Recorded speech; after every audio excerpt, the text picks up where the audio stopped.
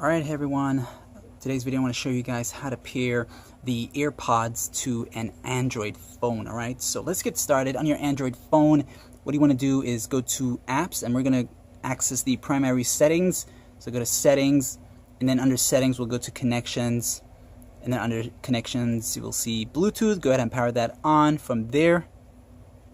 Alright, you can always rewind the video. Alright, so it's going to search for a while, then it'll stop. Now with your AirPods, the first step you want to do is, of course, open up the lid over here, and behind the case itself of the AirPods there's this little button right there. You can make it out. You're going to hold that down until you see the little LED light in the middle go white, and it's going to be blinking white. So hold it down and continue holding it down until it starts flashing this white light. Alright, that means your AirPods are now in pairing mode, and that's what you want to do. You want to manually enter it into pairing mode.